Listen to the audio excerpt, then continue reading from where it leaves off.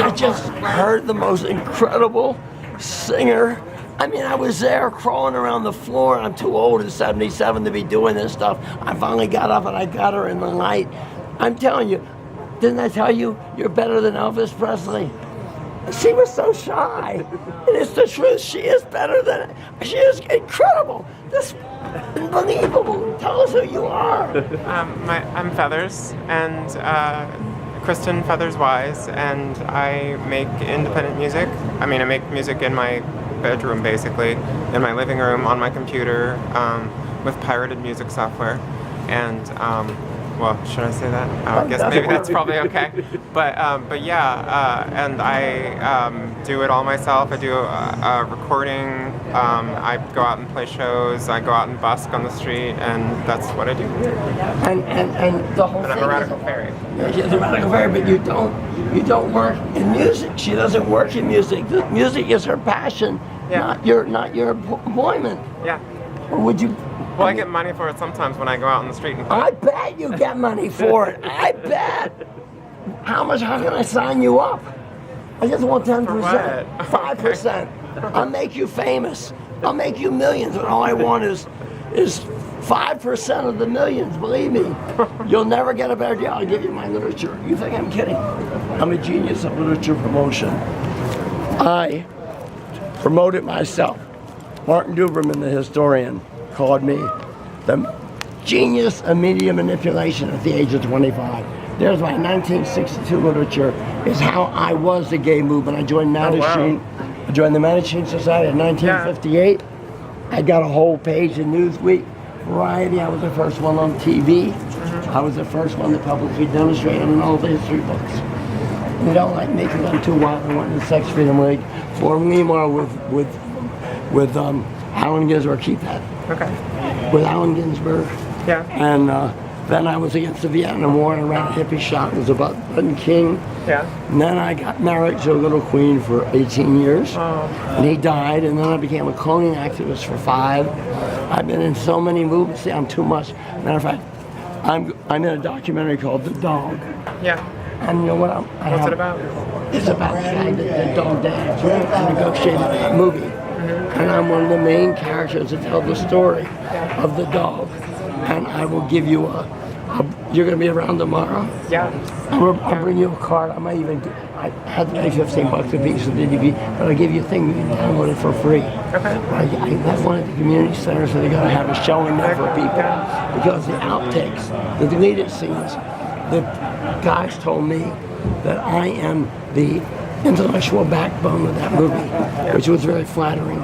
And I tried to give them back the $1,000 they gave me because there's no money in documentaries, but there is money in music. Let me warn you. Remember, musicians get ripped off. Oh yeah. And don't sign the first contract that someone hands you, because I'm telling you, you'll regret it. You know, make sure you get an honest manager. Look, this is a movie that after it was done and put on YouTube, I paid the production costs. It was Michael Casino's baby. I paid the delivery costs, which were $8,000. Pay it no mind. About Marsha B. Johnson, who you can see it on YouTube. Yeah. And she is the co-founder of the transgender movement. Sylvia Rivera. Yeah. She was the manager of my store. If you've seen the documentary, I mean, I hired her. Oh, that's amazing. Yeah. And she was living on a homeless pier. Have you ever heard of Sylvia's Place in New York? Yeah. Yeah, it's like a homeless shelter and a bunch of those kids came up to Eastern Mountain and we did this I thing. gave them $2,000. I'm an atheist. Yeah. The solstice last year, I gave them $2,500. Yeah. Because it's very hard for me to give money to a church, Yeah. the MCC church. Yeah. I mean, really? Reverend Pat, I'm going to erect a monument to Marsha B. Johnson and Sylvia Rivera.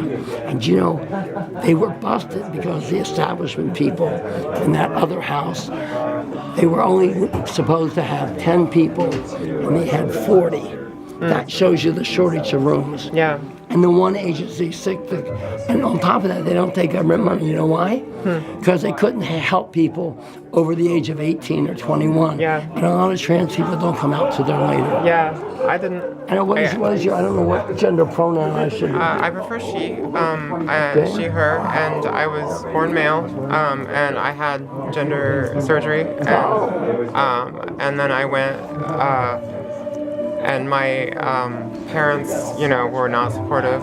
So when I came out, I ended up, you know, doing sex work for like 2 years. I was a call girl in San Francisco, and I went to the Trans Health Project. The conference here? My best friend,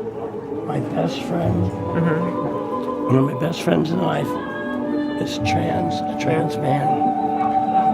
And I am dedicating my life to transgender rights because they're the marginalized and disliked. Yeah, this has been a good year, though. Huh? This has been a good year, though. Yeah, Lauren Cox and, you know, Carmen Carrera, and like a lot of trans people are very big in the media right now. All of a sudden, everywhere. Marcia Star is rising because of this movie now. Hedwig is back on Broadway. He made that movie. Yeah. I know it hasn't made it back on Broadway. Oh, it's not? Is it off Broadway again? No. Marsha B. The dog is a documentary. That's a different matter.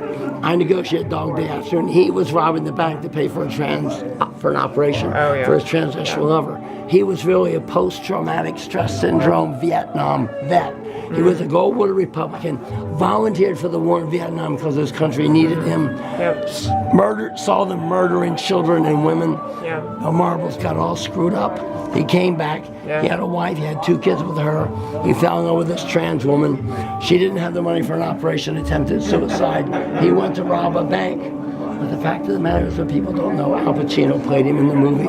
He actually his jailhouse third wife, African American, half African American. He thinks that John wanted to get caught, that John was doing the whole robbery. It's a statement of, I love you so much, please come back to me. To get Liz back. And he got her back because he financed her. He financed her surgery, and when she went to have her testicles removed, I went with her, and it was at that point she took along a friend, and that friend went home with me that night.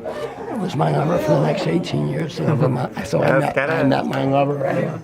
So anyway, I love you. Can I hug you? Oh, get this. This is for real. Oh, this is incredible. Let the stars. I'll remember. I'll tell them. You won't believe it, but I knew her before. Okay, bye-bye.